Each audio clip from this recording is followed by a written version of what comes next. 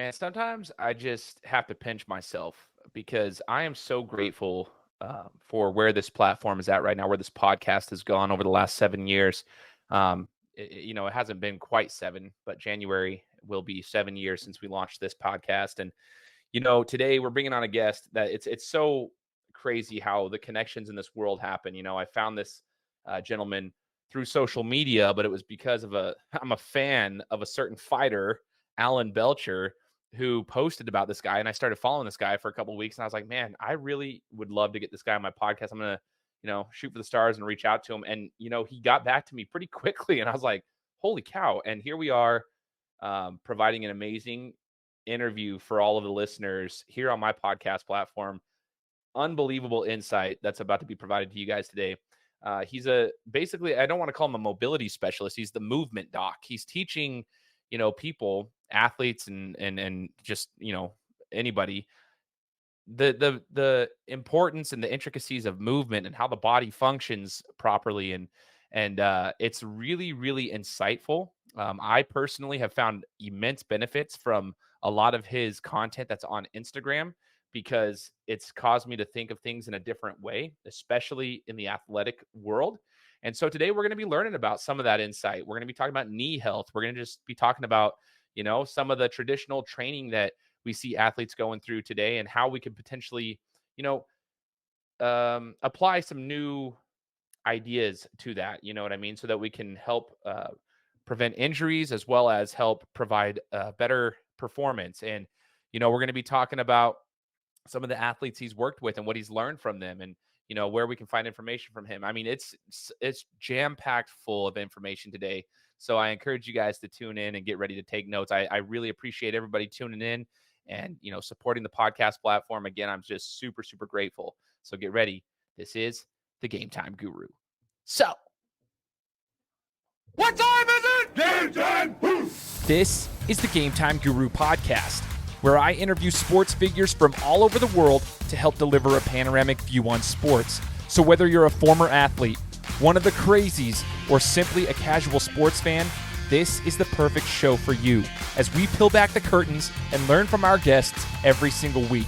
I'm your host, Shane Larson, and I'm helping you see sports through a different lens. What's up, everybody? Welcome out to another episode of the Gametime Guru podcast. My name is Shane Larson, host of the show. We are just about at 7 years running now. In January, it'll be 7 years since the beginning of the show. And I just want to say thank you once again to everybody out there. If you've listened to a million episodes of mine, you'll be like, hey, you say it every week. But I'll tell you guys, thank you for tuning in. If this is your first time listening, awesome. Welcome aboard. The reason that we have grown so much is because of the guests that are on our show and the listeners of the podcast. It's all organic, and I'm just super appreciative. Just a guy from Idaho who started this show in my kitchen back in the day, and now it's grown into 182 countries in all 50 states. And that's in large part due to the support. It takes a village, and I'm well aware of that. So I just want to express my gratitude for everybody who's tuned in over the years and who will continue to support. So thank you guys so much. As you guys heard in the introduction, this is a very special episode for me. I'm talking to a guy who, it's a weird thing through social media, but I'm a fan of a fighter whose name is Alan Belcher. I've just always kind of followed him as a fighter anyway, and then like kind of seen his progression over the last couple of years in the bare knuckle world. He randomly posted some trainings with this is our guest here, and I started following this guy, and lo and behold, I actually have started utilizing some mobility, and I'll get into that here in a second. Just some stuff off of his page. Like, dude, I incorporated that into my daily routine now over the last 3 weeks, and now I get the opportunity to actually chat with the guy because I'm like really intrigued with the work that he does. It's the movement doc. His name is Robby Ellis. Robby, thanks for joining the show, man. Oh, glad to be here, brother. Man, you're awesome. You do a lot of good work. And what I was just alluding to is this, I came across a video that you did once I started following you, and you were working with some fighters and doing some hip mobility. And it's like a 5-minute routine of like doing some hip mobility and like just kind of getting the joints all, getting them all ready to rock and roll. And yeah, dude, it's sick, man. It's like the way that you explain things to your clients. The way you explain things on social media, it's a way that's like comprehensive. Like it's easy to comprehend that information and then implement it pretty much immediately. So I'm a big fan of the way in which not just the content that you create, but actual like the substance behind it all. Like you actually have valid information. It's like Sure. not just a talking head. So I love it. So Robby, I want to get a little bit of background about you before you got into the neuro orthopedic or movement specialist role of work. Did you have an athletic background growing up or anything? Yeah, actually, I was a football player, and I put my time and energy into really developing myself in that lane. I use it as a vehicle to, for college, and it was really important to me. We actually we won the first and only state championship my senior year of high school, and it was like our claim to fame. And then I got a scholarship to Nicholls State University, which is a small 1AA college down in Thibodaux, Louisiana. If you watch The Water Boy, it's probably the closest thing that you could look at to give you an idea of that area.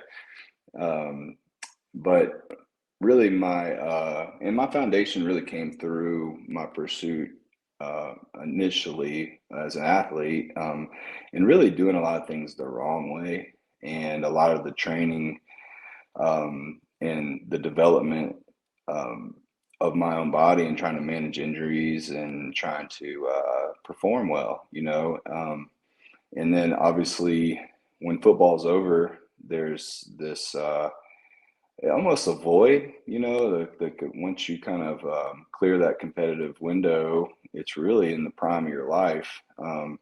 But what I found is I was really kind of shallow in terms of I put a lot of emphasis on things that were football related and my identity as a football player. And what I learned is I was really missing out on a lot of who I am, and so a lot of personal discovery for me started once football ended, and I realized there's so much more out there, and I've always found an attraction to martial arts because I feel like it's the most honest. On the football field or in team sports, you can always, if you have a play where you're not going 100%, sometimes your teammates pick up your slack. And so there's sometimes where it's not as honest. Like if I take a play off, for instance, and my teammate makes the tackle, and it's like, well, nobody really knew, it's not really, never even gets kind of highlighted. But in martial arts, I just always appreciated and respected the fact that these guys are operating in an arena, just like a golfer or anybody that's a solo pursuit, where everything everything you do is there, and the truth is being told. And anything, if you're a fighter and you decide that you're going to take some time off, you're going to lose, and it's going to be very obvious and it's exposed, So I think that was my initial attraction to martial arts, and also because the consequences are so great, and it's what I've learned is that it's really, you're fighting, every martial artist or fighter competitively is fighting fear, and that's the commonality. Some of them are aware of it and some of them aren't. Some of them are deflecting, and some of them are dealing with it in a healthy, productive way. And so through my own exploration as a martial artist, and through working with a lot of different fighters, I feel like it's given me a lot of insight into the human form, and the way we're really intended to move and function and operate is based off of ancestrally, like we're really built to protect ourselves and from other humans, and that's really our biggest threat as a being or a species. And so I think that's really interesting. But traditionally, my background outside of that is I started personal training and working with athletes, and I love the performance world. But I realized that to prepare myself and to be that person that I needed to be, the doctorate of physical therapy is really what I found to be like the highest level of knowledge, or it's kind of the authority, if you will, on human movement and performance. So I went that route, and I got my doctorate from University of Mississippi in Jackson, and there's a lot that went into that. But once I got out of there, my main goal was to establish a private practice. But in doing so, you kind of need to learn the ropes. So I jumped right into a very busy outpatient clinic and into a management role there, and really just try to treat it like it was my own business. And I always looked at it as it is my passion and heart to help people at that level. But and it's a part of my craft. It's a part of what I do. It's part of who I am. But it's also not everything either. My heart has always really been in high performance, and so I kind of thought of it. I need to build a business and a machine that can really be self-sustaining. That way, I can then redirect my attention, energy, and time to what I love, which is high-level performance and working with athletes. And so, about 4 years ago, my business has been done very well, and I have over 40 employees, and we have 4 locations, and we're building a new facility at our primary location that it will actually include a performance center where I can kind of get in there and play and do my thing now without being in the middle of everything and almost interrupting things. So, so to come full circle, that's kind of in a nutshell my background, all the way to kind of where we are today professionally. And then over the last 4 years, what I've really done is just focused on putting myself in positions to just grow and learn, and almost put my white belt back on from as a performance coach. In a sense, like I didn't want to walk into this world and act like I was just credible just because of my background as a physical therapist, because it is a different setting and there's a different application. So I really said, you know what, that's what I'm going to do. I'm just going to start from scratch, and I really just continue to just try to develop and kill my ego every day, and try to walk into to the world as a mechanism to learn and grow and work with these guys, and it's really helped me develop a really unique philosophy on health and wellness and performance. Yeah, you know what's interesting is you're talking. I take notes on this myself while I'm learning from you. One thing I noted down right here on my phone while you're talking was just your willingness to learn, and then you just mentioned like you put your white belt on, metaphorically speaking. So it's like I was writing that down because, like, from a scholastic standpoint, academic standpoint, obviously you did some grad work, you did a lot of school. Like, learning is a big thing for you. And then I also I wrote that down because even just following you from a content creator perspective, just listening to your Instagram stuff that you've been like those clips that you'll put up. I'm like, man, he's always like, he's got to be learning constantly to be able to like apply certain things to certain sports. And so everybody's got a little bit different. And then you just mentioned there, like you're constantly learning. So I think that's really cool that you have that knowledge and that desire to learn. Once you learn how to learn, learning becomes fun. But I think a lot of kids hate learning. A lot of people hate learning because school kind of like ruins that for people. No one really like learns how to learn. But once you learn it and you're like, dude, this is really amazing. And it's obviously helped you in your field, like as you progress throughout your career and whatever it might be. I just thought that was pretty cool. That actually speaks to, like, it makes so much sense now to me, like following you on social media and the way in which you articulate information and you project that information. It's so easy to understand. That's probably because you're always learning and you have this ability to do that. So I just wanted to say that. Okay, I have a question. Well, empathy. Well, just follow up. Empathy is, to me, it's like a primary trait that I feel like if we all really operated with it, we could learn so much more, right? Because I know my perspective, but what I'm really interested in is learning yours. You know what I mean? And I think with the proper empathy at the core, and the idea behind really pursuing your perspective, I feel like that is in a sense, a way to learn almost double.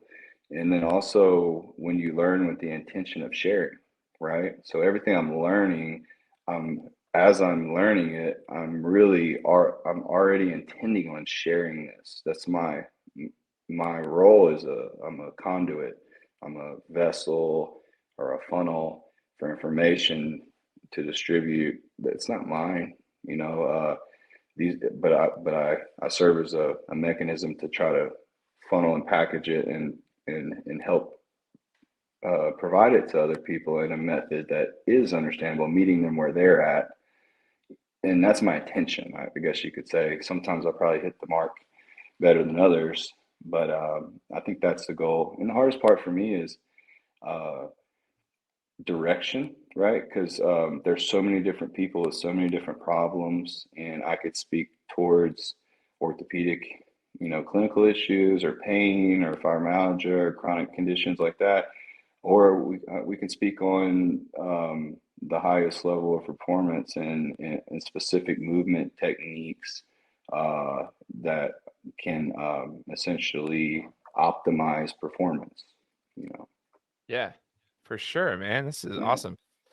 One thing you mentioned earlier, this is actually kind of flows into another question that I was going to bring up to you today is you talked about like when, going out, you were an athlete yourself, football. It was a vehicle through college too. I mean, you got a scholarship, Nicholls State, like you got this opportunity to compete. I was thinking back, I coach high school athletes for basketball, but at the club level. So AAU basketball for travel teams and so forth. But I'm around a lot of high school athletics. And I remember myself as a high school athlete, there was a huge focus on weightlifting, right, Robby? Like, I mean, it was just like we wanted to get into the 1,200-pound club if you were on the football team. So between your deadlift, your power clean, and your bench, you needed to hit 1,200 pounds, right? 1,600 if you were really good or whatever. So power clean, deadlift, bench, and squat. Sorry, you wanted 1,600 if you could do them all. And so anyway, like I see a lot of kids these days are focused on the weight, and there's a lot of things. Anyway, I think it's just like common knowledge, but like a lot of we get the weight up and I'd see, it doesn't matter form, whatever. But then later on Yeah. down the line, we're dealing with knee pain, back pain, hip pain, whatever. All of us, myself included, shoulder issues now. Like it's interesting. So I wanted to ask your insight on that for the younger generation, because I've seen some of the work you do. It seems like there's some younger athletes that you work with Oh as yeah. well. It's Oh not yeah. just all professional level style Oh, athletes. You're look, younger athletes. I work old people, young people. I've worked with pediatrics in my career and successfully. Like it's actually helped inform me a lot to how I work with athletes. Yeah. But So go go ahead. ahead. Go I'm ahead. sorry. No, go ahead. I keep cutting you off. My bad. Okay, so the idea is I was that guy too. Like in high school, I was the guy pursuing the 1,500-pound club. We called it 1,500-pound club. But the idea is that it didn't matter how. Like you just get it. You got to get there, right? We want our names on that. We want glory, and we want to be. What do we really want? We just want to be respected, and we want to be validated. I think at the core. Can you hear me? Okay. Mhm. I keep messing with this, but it's messing with the sound.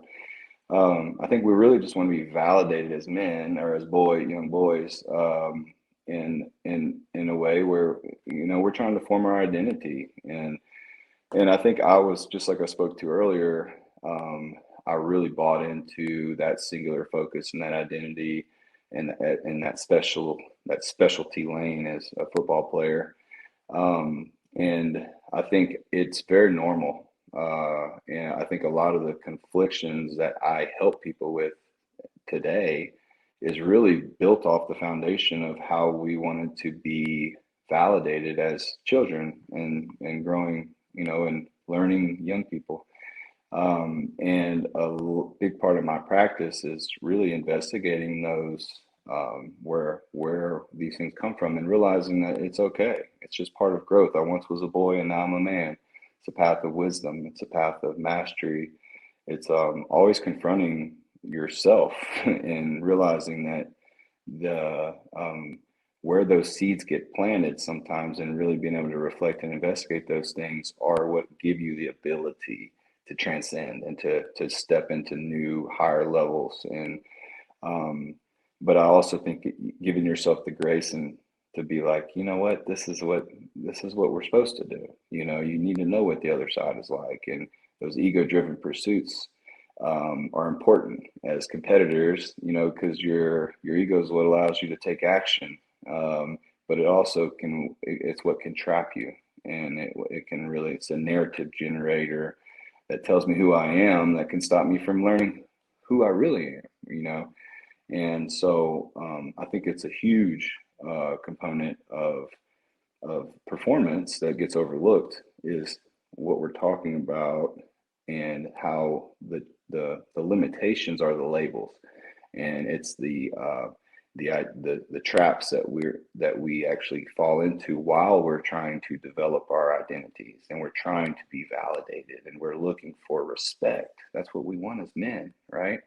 And ultimately, some of those milestones are very important. It's important to have some goals and some aspirations, and to really push yourself to another level physically, right? And that's what men respect. It's that we want that respect.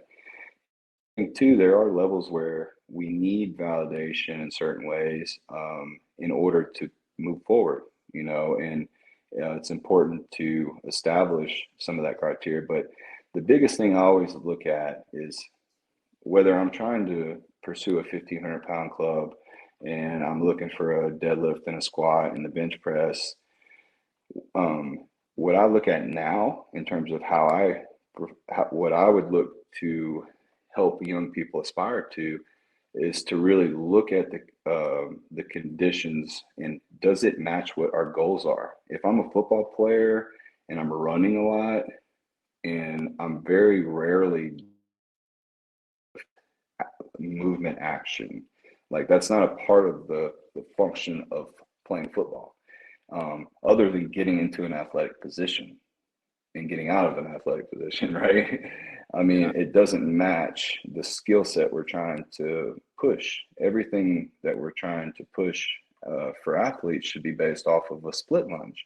It should be based off of running and counter rotating the body and turning and moving, and having a very adaptable ways of doing that. And when you look at a lot of the injuries and the ACLs, the meniscus, and all these knee injuries and these problems that we see on the field, it's because we're overemphasizing linear planes of motion and we're hammering those neural patterns in, but they don't match what we're doing on the field.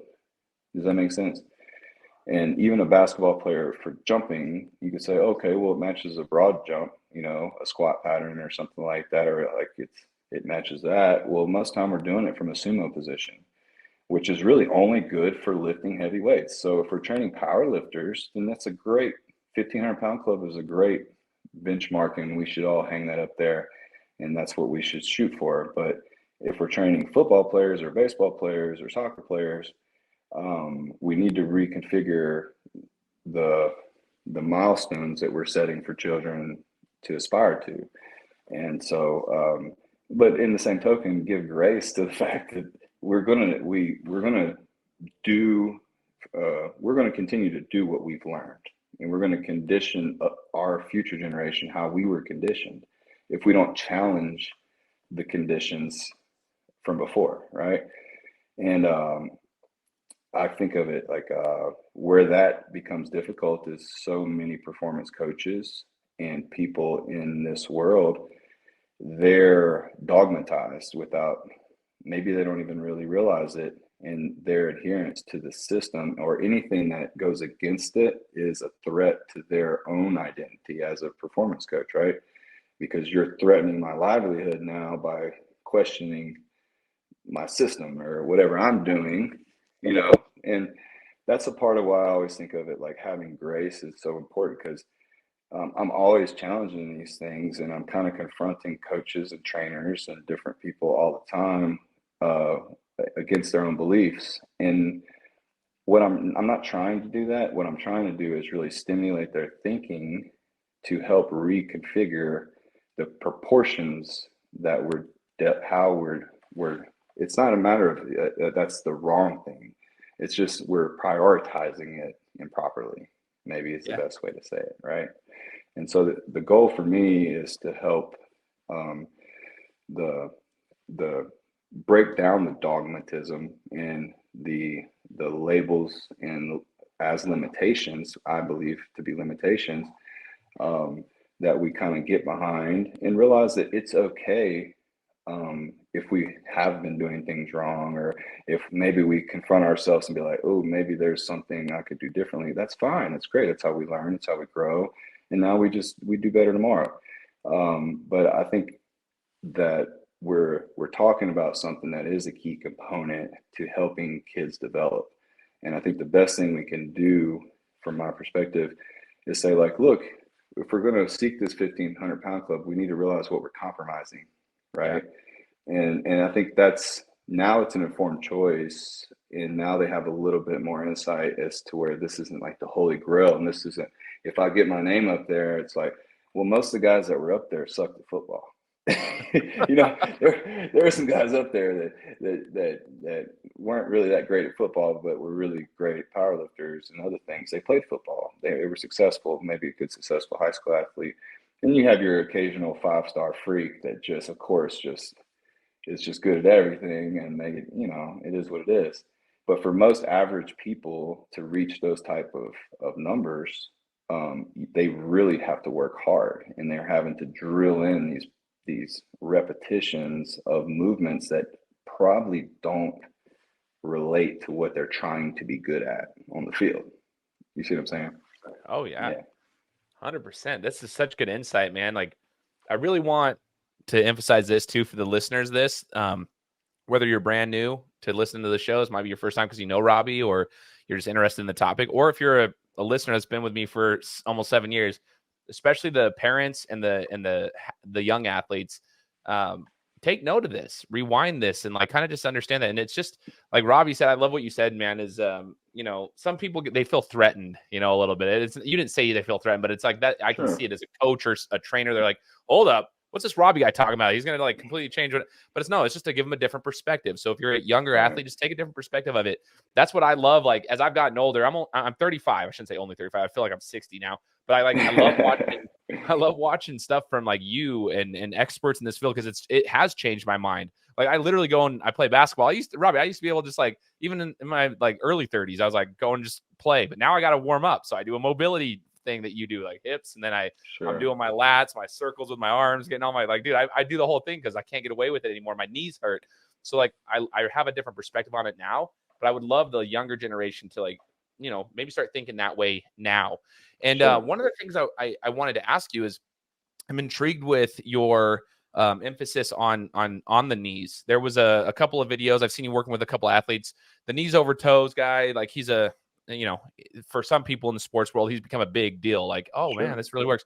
But I've seen you actually like implement a lot of that kind of work, but then also add your own twist to it.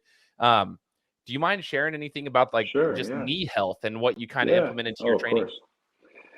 So, and I love what he's doing, and I love when I look at Instagram, I look at, there's pros and cons and everything else, and obviously the cons are, it's just as an institution, it's very, it easily allows people to stay on the surface, and at least it helps people's need to categorize and classify people, which is, again, that to me is a trap. And again, part of my message is really trying to break down some of that and realize that just like knee over toe, well, what it really does is it simplifies and puts into a box. Well, I have a knee problem, or I've had knee issues, and so there's the knee guy, right?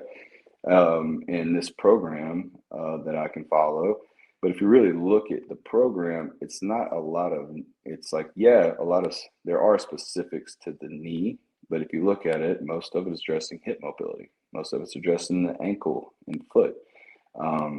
And so that's a part of a clinical practice, I would say, of any successful physical therapist or a performance coach, is that they're already implementing a lot of the things that he's kind of bringing into the public and making it more popular and things of that nature.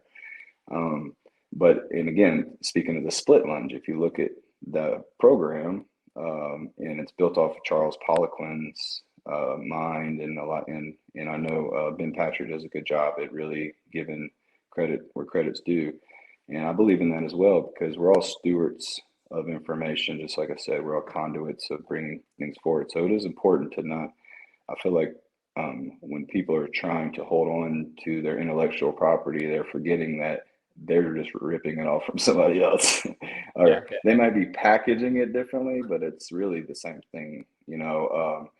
And so that's what part of this is. I've always confronted those things and looked at it like, I don't really have anything to prove in terms of that world and how that works. What I like is the idea of the commonalities and connections that these systems and programs have, and taking those good things, but then also realizing where the limitations are with those systems, right?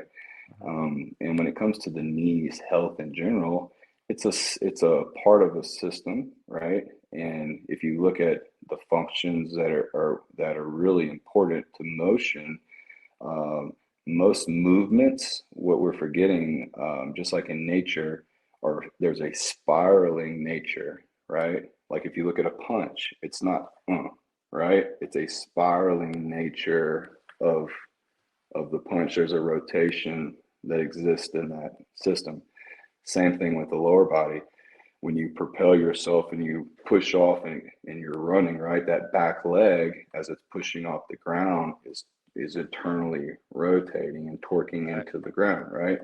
And then when you're lifting this front leg, it's lifting, but it's also externally rotating as that knee lifts in the front. And so there's this spiraling nature of movement that is really the magical essence of how the fascia, how we can use the fascia and connect and generate power and momentum by leveraging the whole body. And so when you look at knee health, it's usually because of what I believe is a lot of what we talked about earlier with the 1,500-pound club, or whatever, 1,400 pound, whatever y'all's was. But the idea is that when we're working all these linear based motions, but we're forgetting the foundation of movement is about me getting from where I'm sitting to somewhere else, to explore, or to grab, to eat, to use the bathroom. Like we forget, in a sense, we compartmentalize, but we forget that movement and locomotion is really the foundation of human functioning. And that's the core basic, right? Now I could sit here and talk about posture and this movement that exists in this space here, but I still have to eat. I still have to use the bathroom. I still have to do these things. So locomotion is, in a sense, it's a primary necessity that needs to be the top priority. And when you look at even in terms of your most programming, it's really not considering that. It's not considering that gait, for instance, is the most used function, right? The average person walks about 4,000 steps a day. So if you account for that, if you're doing it poorly, that's 4,000 poor neurologic repetitions, right? And you got to think everything you're doing is, in a sense, being represented in your brain, right? So if you're doing really bad reps, then you're programming that in as it becomes the pattern, because you got to think your body is an automated system. It's just like we're programming AI, right? It's like the artificial intelligence, but this isn't artificial, this is biologic, right? But this is how, it's the analogy that we can kind of use to understand how we need to program good movement, right? So, because what happens is when you look at high performance, it's about the mind can now be free of the body. I don't have to check into the body. I don't have to think about small details and mechanics, right? Because I've done all that in training, right? So now when I'm performing, I'm free, I'm untethered, and I'm present, and I'm aware, and that's championship level performance, right? How can now I be so present in this moment? And in fact, if you look at winning, a lot of times, it's probably more, is it a different in skill level, or is it more who can be the most present in that moment, right? And I think that's what, when you look at high performance, And you could probably relate it to, being up there at the plate, or maybe like as a kid growing up, and you realize when you were really winning, it's when you were there and you were in the moment. You weren't in your head. You weren't having doubts and thoughts and all these weird check-ins to your body. You were really just, you were competing, untethered. So I think when we come down to training, we have the opportunity to automate this system in that way, that when it comes down to performance, there's no inhibitions, right? And I feel like the more the training protocol can account for and create lots of duplicatable packages of information for the brain to really store and automate, then that's going to be available when we need it. But when it comes to knee health, the thing is, we think of everything in this, the knee joint just basically goes front and backwards, right? But we forget there's torsion involved, right? But there's a real limit to the torsion that the knee can provide. But the hip is really good at that, right? The hip's amazing, and it's powerful at how we can snap that hip into internal rotation, and we can open it into that external rotation. But what we forget is that's what helps establish the foot. The hip and the foot are connected directly. If you look at all the wiring, it's really directly connected to your cerebellum, which is all your unconscious proprioception, which is all the reactive motions, like you stepping off the curb. You didn't say, oh, put my foot out. Like, you don't, there's no robotic, it's just reaction, right? And think about good athleticism as just healthy. It's just you're programming the right reactive skills to get your body in the right position in the right time, right? And so when I look at knee health, and I look at where you look at non-contact knee injuries, and you look at the mechanisms of injuries that occur on the field, it's the same thing. It is a valgus load, where it's a force from the outside pushing this joint that bends front and back to the side and down, right? And then you end up having the triad, the ACL and meniscus. But what's missing is that the hip has the capacity to turn that thing this way, where it can actually, it's meant to bend like that, right?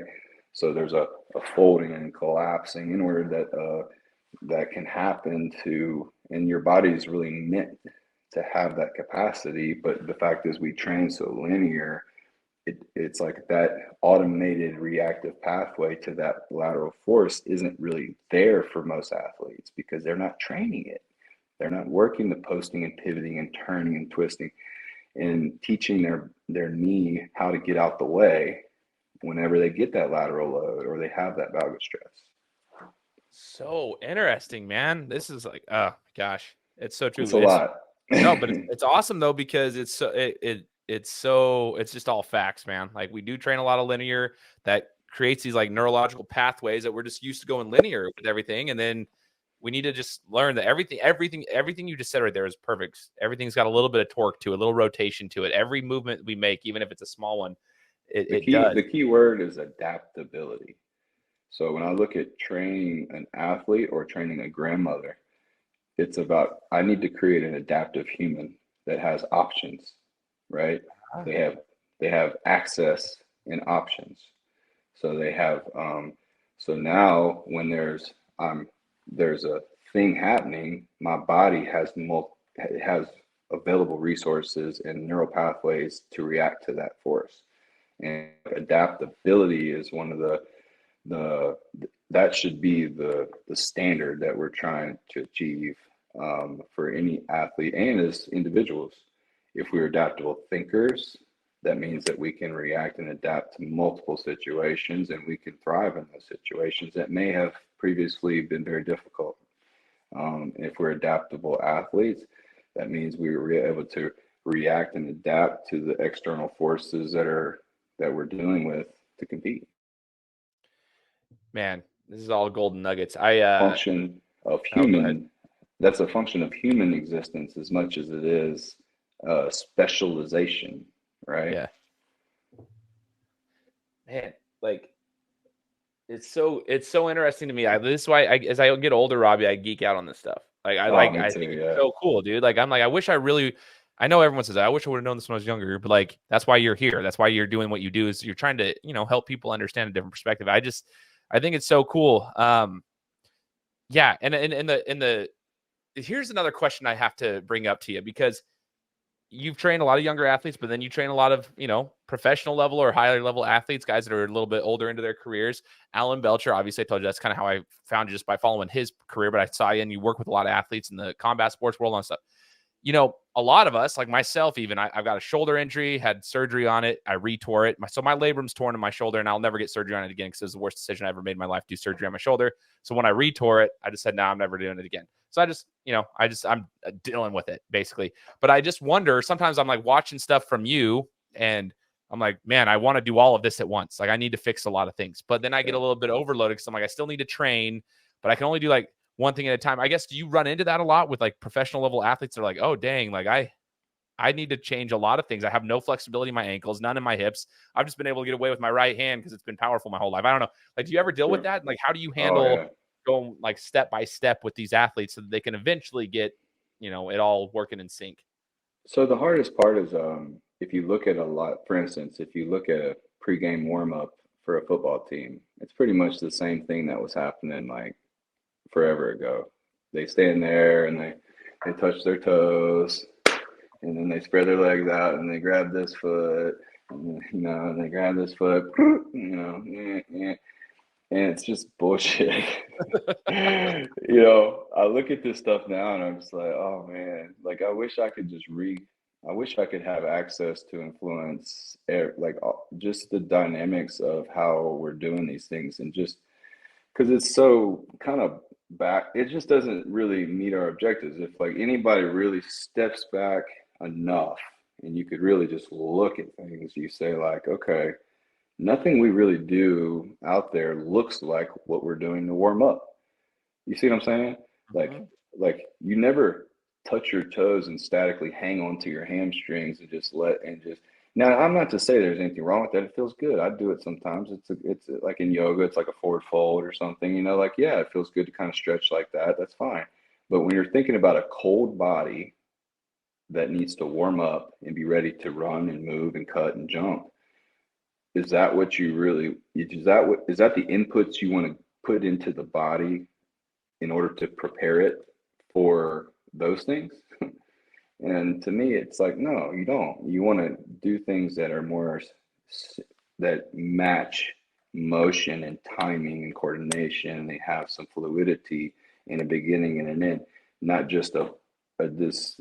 It's almost like it's just the old habits die hard, and culturally, it's even more true.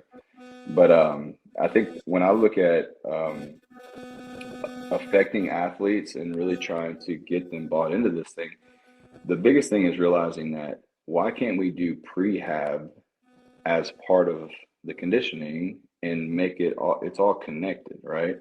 So the warm up, in a sense, it almost is just facilitating, like we start on the ground, for instance, right? But everything we're doing on the ground or on the wall is what we're fixing to do in space, and everything is tiered progression. So all the prehab is built in, like the warm up, the prehab, the mobility. It's all tied into the condition, the whole thing. So if you look at the ground warm up, it's all built off of the posting, pivoting, and reaching. So you're posting on an arm and you're reaching across. You're posting on an arm, you're reaching across. You're using your eyes to track the hand. What does that do to my spine? It makes it turn, right? And then it turns, right? And so what you're doing is you're stimulating your nervous system, and every time my right hand goes across the left side, that information goes from my right hemisphere to the left hemisphere to right hemisphere. So you got to think about health and performance. It's about information exchange, storage, delivery, retrieval. That's kind of the neuro orthopedic model from my standpoint. And so when you look at all these warm ups, it should be trying to stimulate the nervous system. It should be conducive to crossing sides and realizing that we getting energy transferring from both sides of the hemispheres, and we're electrifying and lighting up the synchronization, the timing, the coordination, the rhythm that's associated with what we're trying to achieve. And I think we forget sometimes, and we almost can oversimplify things in some ways that allow us to be ineffective, and we overcomplicate things sometimes, that make us ineffective. So my goal is always to bring things down to the basic essence of simplicity in terms of, if you look at a lot of the warm-up activities from the beginning and the progression, it's really, there's a foundation. And if I can tell based off of how a person does this thing, how they're fixing to do on the next thing, because this movement blockage that's happening here, it's going to follow them to that, and at the end of the day, if you look at why is my rotation limited here, what is this shoulder doing? So you're talking about your left labrum, for instance. Right. I bet you. So one thing I would challenge you on is, like, instead of doing like traditional isolation stuff, like rotator cuff exercises, focus more on what they call like PNF patterns, where you're actually coming across. But watch this shoulder, the opposite shoulder. See how it has to get out the way? Yes. And so most people with previous labor injuries, what's happening is this shoulder's not clearing. And they're not even thinking about this shoulder because this is the problem shoulder. You see what I'm saying? Right. Yeah. So what my challenge is to really think about how this shoulder is supporting by this shoulder pulling back. See how that drives the shoulder forward? Oh, yeah. Right? So if I'm throwing the ball, what's happening in that picture with labor problems is that they're not pulling and driving this shoulder out the way. It's just boom. And the chest itself, it stops moving. And so a lot of the training is trying to develop, this is where power exists. It's the spine's ability to turn, right? And think about if you're trying to create a lot of force and power outward, right? This little turn here at the spine equates to a lot of power and momentum way out here, right? And so that's very little. That's not very powerful in the sense of what my shoulder can produce by itself. But if I add that to this, right, which is generated all the way from the ground through my pelvis, through my spine, the shoulder's just a part of that, right?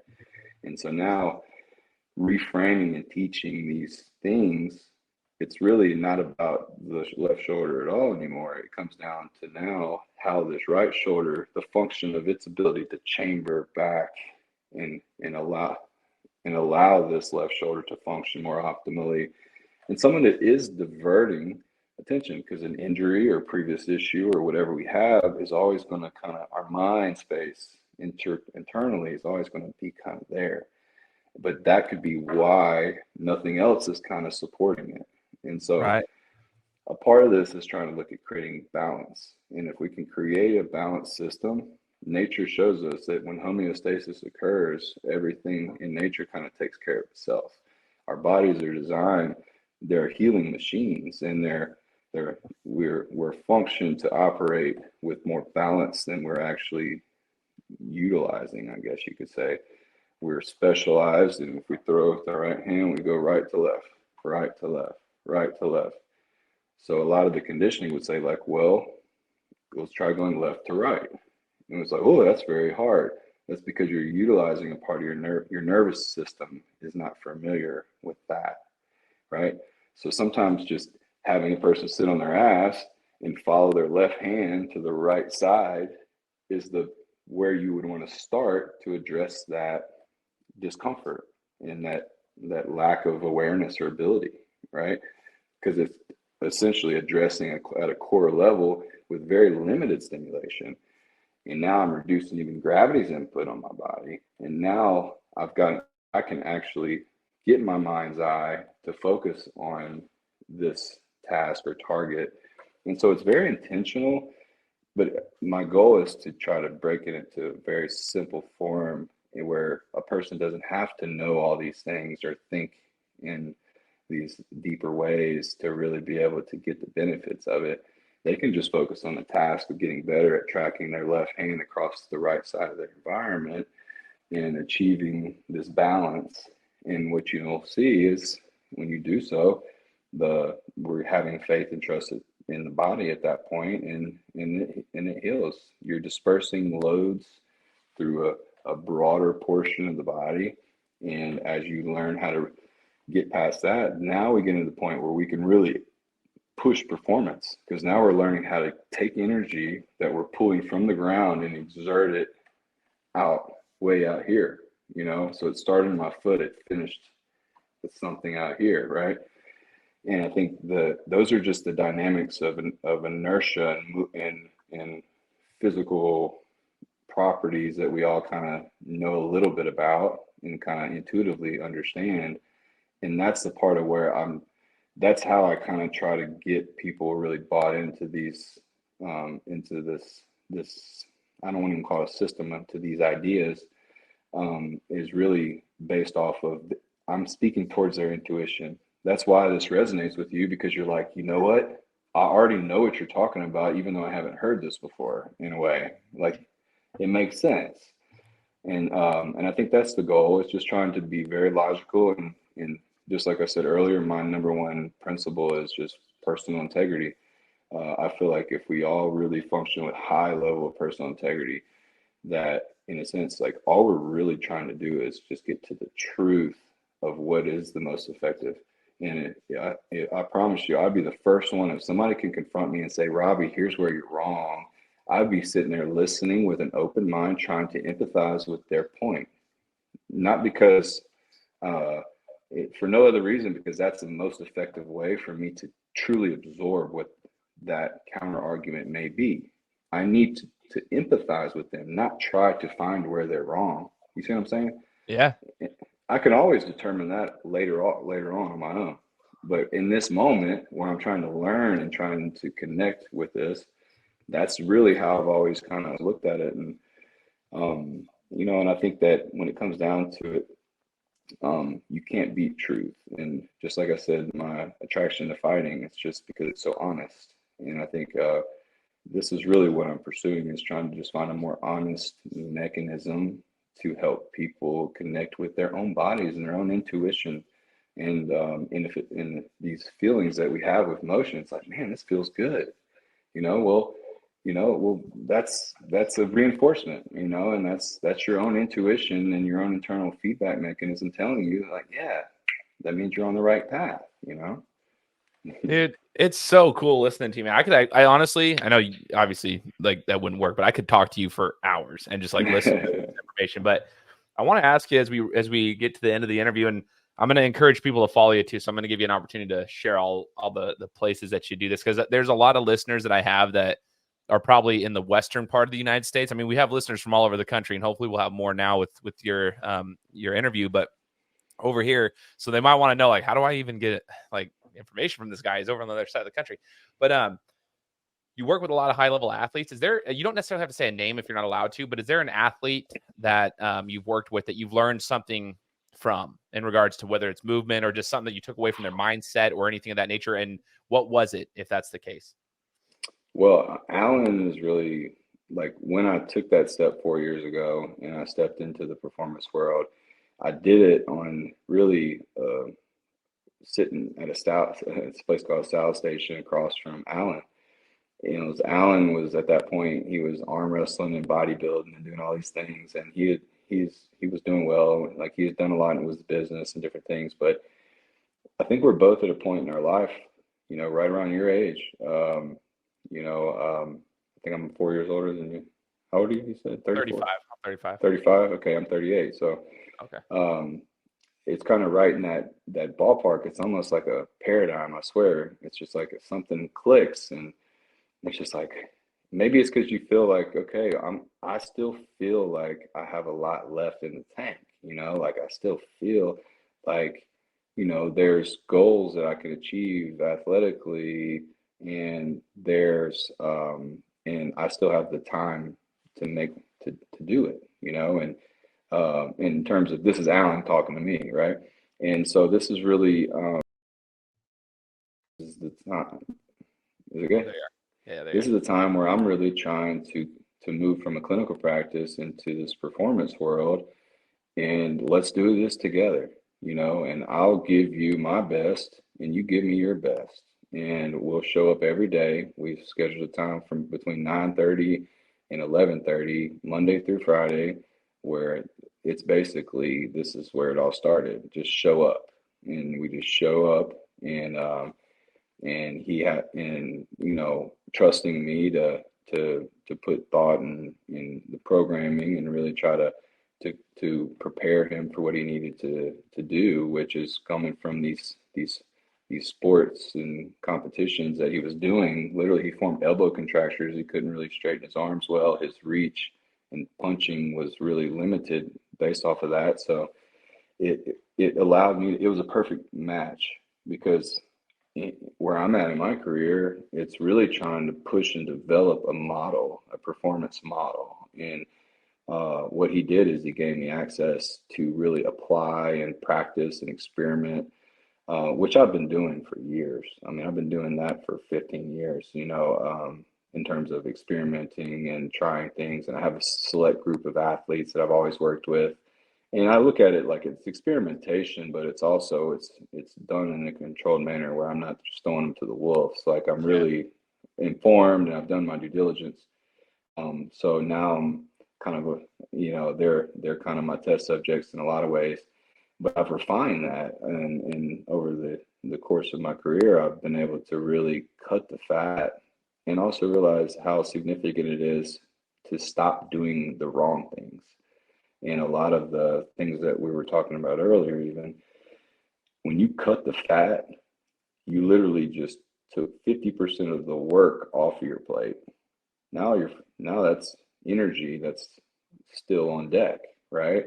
And now let's say you plug the remaining energy into learning about interoception or learning about breath work, right? And learning how to challenge your emotions and how to confront yourself and how to develop a deeper sense of presence. And through my pursuit of helping him, it's allowed me to accelerate as an individual, as a person, as a martial artist, as well as a performance coach. I feel like it's given me so much because it's given me such a firm direction to help him reach very attainable goals. And we're just knocking goals down. I mean, he won the BKFC world title, which was our first goal. So he's the heavyweight bare knuckle champion. He's the best bare knuckle fighter in the world. Like that's not really, I mean, I don't think anybody's going to argue that. And then he's moving on to bare knuckle MMA, and he just kind of crossed the first box on his pursuit to a bare knuckle MMA world title, and as a heavyweight. And so we're on this journey, man. And I mean, there's so many nuances and paths that we've been on, so many places we've traveled, and so many experiences we've had, and ups and downs. But it's a second chance for us too, because he ended his career at 26, and then went into business, and now in a sense, it's a chance for both of us to reinvent ourselves and to really find this next chapter of our life. And he was been instrumental for me, and I'm sure he would say the same. I've been instrumental for him, but we've leaned into each other and complementing each other in such a great way, and where we can still confront each other, but we're both trying to do what I was saying earlier. So instead of like a counter argument, it's like, well, let's just focus that same energy on trying to empathize with one another versus trying to prove a point. And we kill our egos on a daily basis, and we focus on that as a way, a source of light.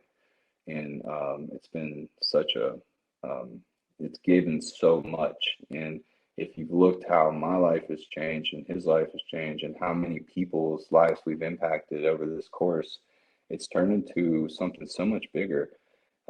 This is more or less we both kind of have discovered this is a mission, this is a purpose, a path that we're on to help influence young men and to help improve mental health. And in doing so, we both are on the path to help and improve our own mental health that I feel like all men battle with. We're not really, we're not set up for, nothing's set up for success when it comes to men's mental health. And so that's been the best part of this journey is all these wonderful things that we've been able to uncover.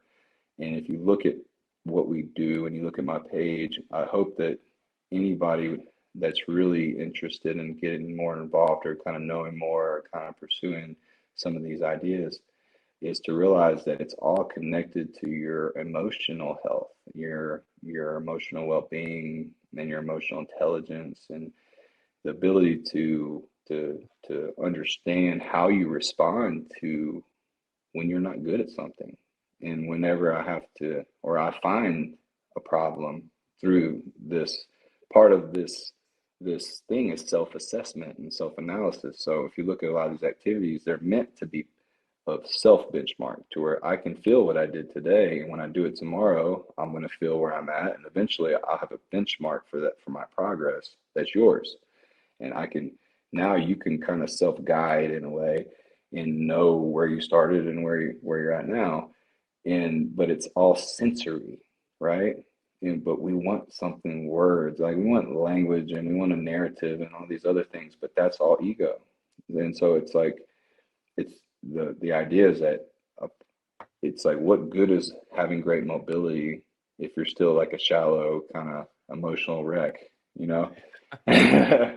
So I look at it like they all come and it all comes together. And I think as you develop some of the fluidity and the mobility and the balance in the body, what you're also doing is you're challenging your own emotional state, because when you come to that point where you find that imbalance and you feel that frustration, I still feel it, we all feel it, and you have that moment where you're like, oh, okay, you get a little hot, a little sweaty, a little frustrated.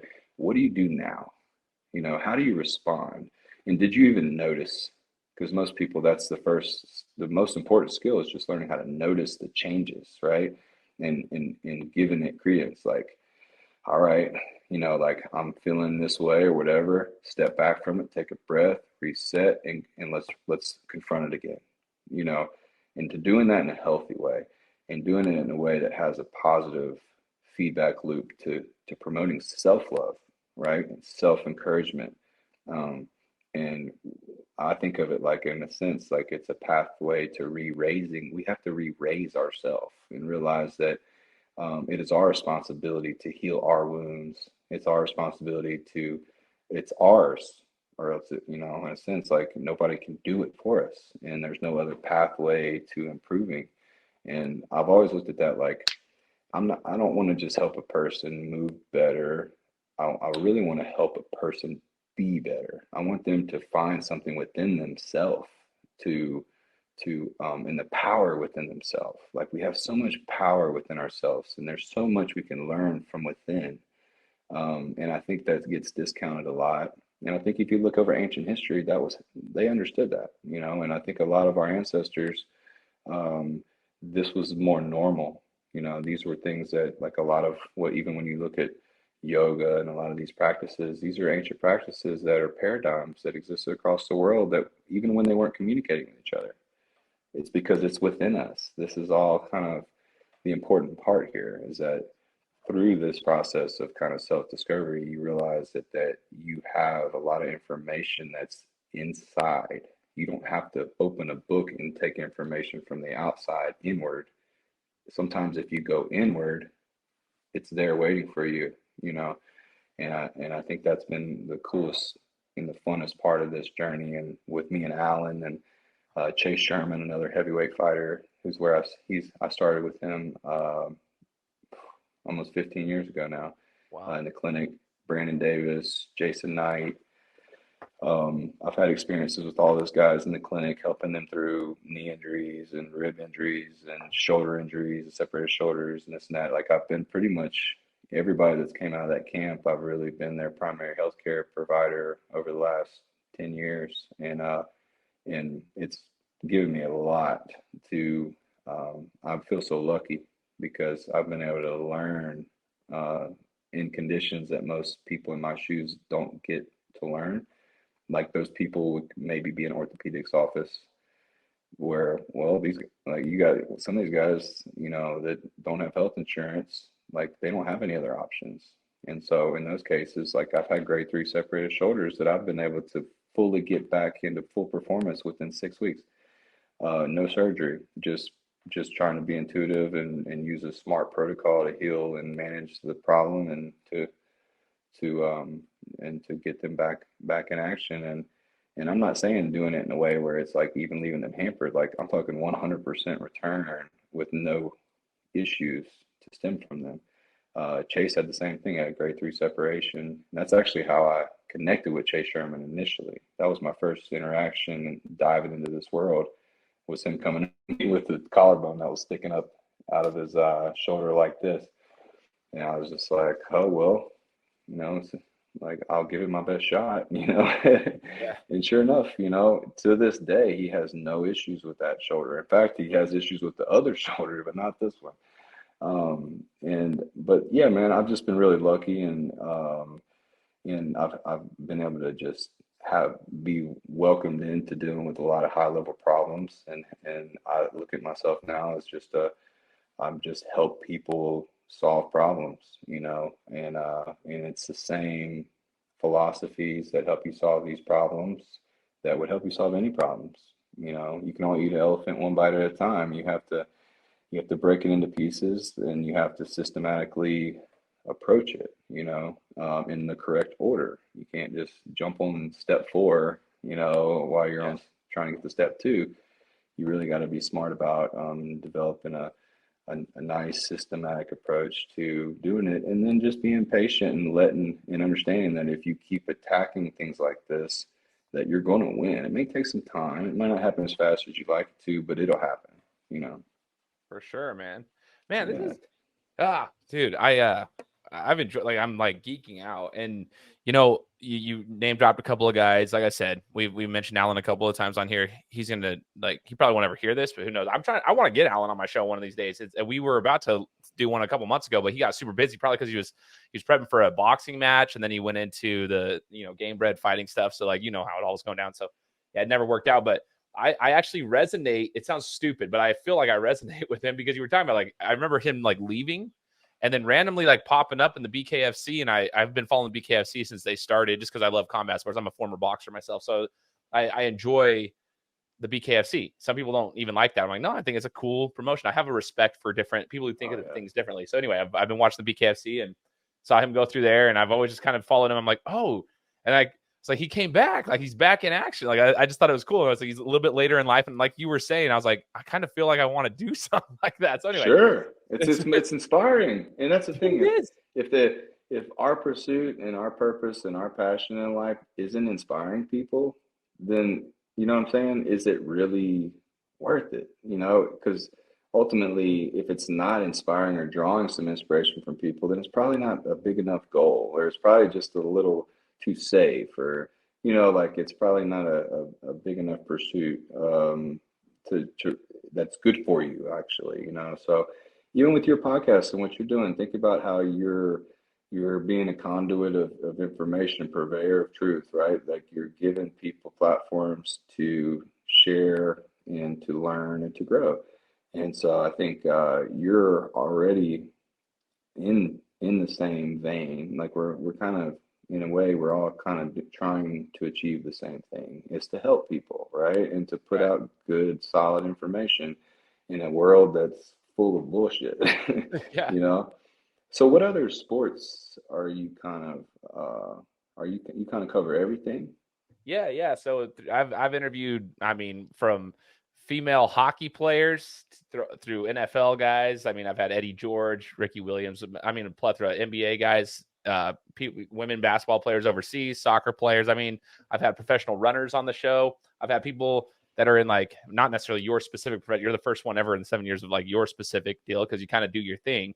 But I've had, you know, trainers on the show, you know, who've done certain things, people from NIL markets. I mean, my whole goal, Robby, is just to deliver a panoramic view on sports. I want to kind of see athletics through a different sphere, because I just don't want people to think everyone's just a bunch of dumb jocks. There's a lot of cool things you can learn through the athletic world. So Well, I have another guy that you'll probably, if you're really kind of plugged into sports, but he was drafted by the Tigers. His name's Colt Keith.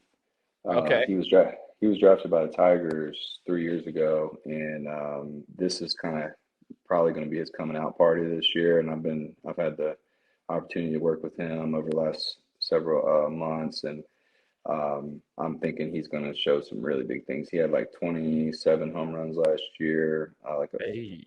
almost a 350 batting average. Like he's a stud baseball player, and he'll be up. No, he's just a stud, and in the coming years, you're definitely going to start noticing him up in the MLB ranks.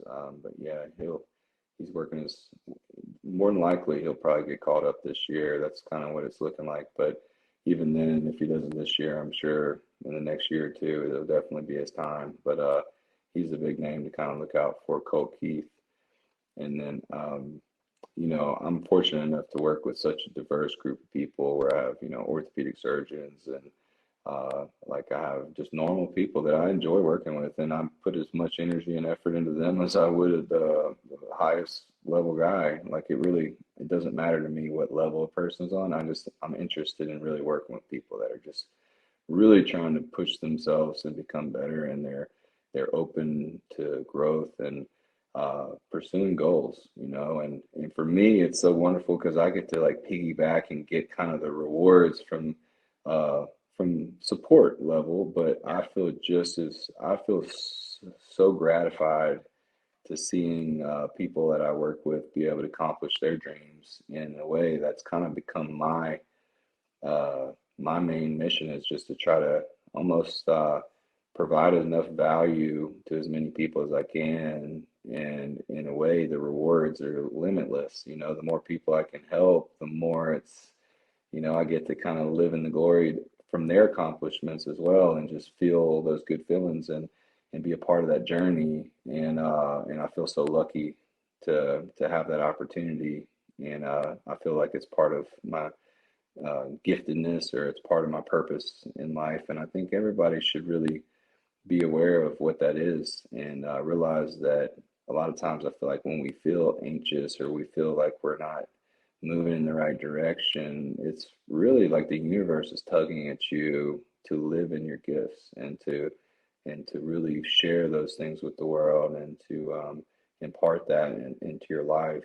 And I think that's just a common message or theme that anybody listening to this could take, is just to move towards your giftedness and realize that if you're not, like a lot of the anxiety and the different things that we might feel, it's just like it's like the universe is tugging us, saying like, it's our God's tugging you and saying like, hey, like I blessed you with these abilities and you're not using them, and so get after it. Yeah, dude, I love that advice, man.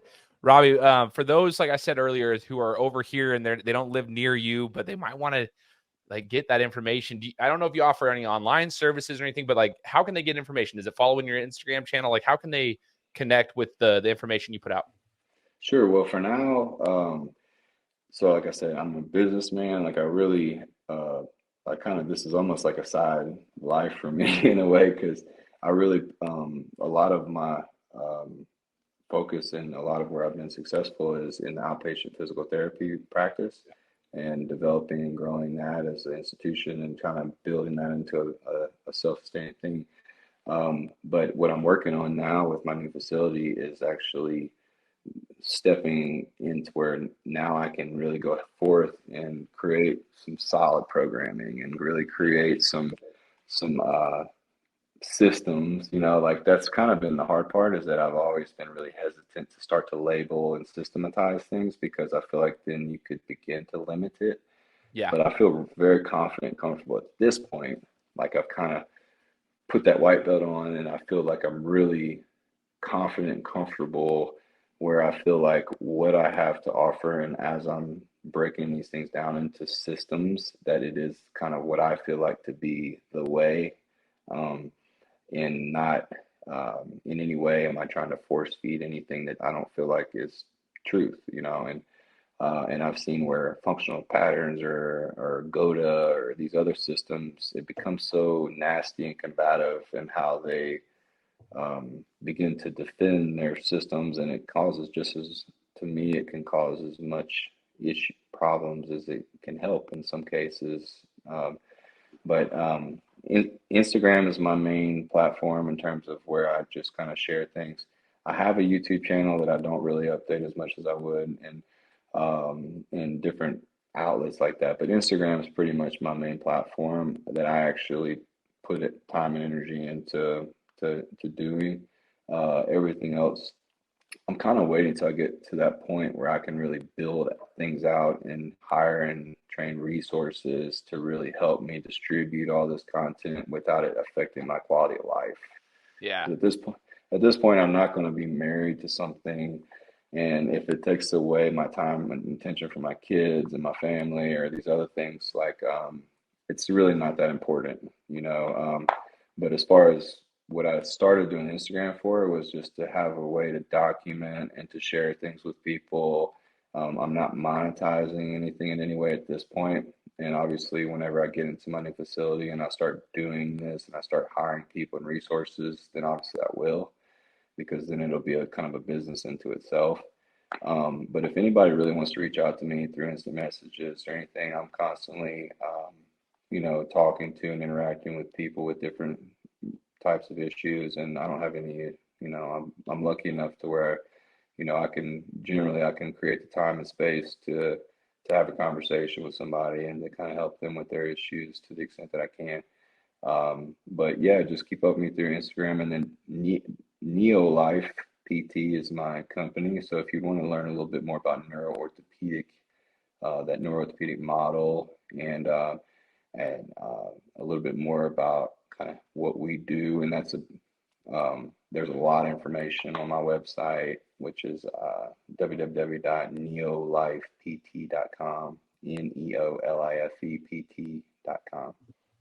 Sweet, man. I will put those here in the description for all those who are listening. I know there's going to be a lot. Actually, I already know this for a fact. So that will be in the description. You guys can already look down there. Link to his website, link to his Instagram. Highly encourage everybody to follow and just kind of see the information that you put out. And Robby, I just want to say thanks, brother. Thanks for taking time out of your busy schedule. I know you're busy, and I appreciate you making that time and space for me today and for our listeners. And I just encourage all those who are listening to hit the subscribe button. If you guys feel the need, like, it would be awesome if you could leave me a review on Apple Podcasts. It helps the show get out to more and more people, helps Robby's message get out to more people. But either way, appreciate everybody tuning in, and we'll be coming to you guys next week with another interview. Take care. Guys, thanks so much for listening to another episode of my show. Now, if you could go and do me a favor, head over to iTunes, give me 5 stars, and leave me a review. It would be greatly appreciated. Thanks, guys. Appreciate your support.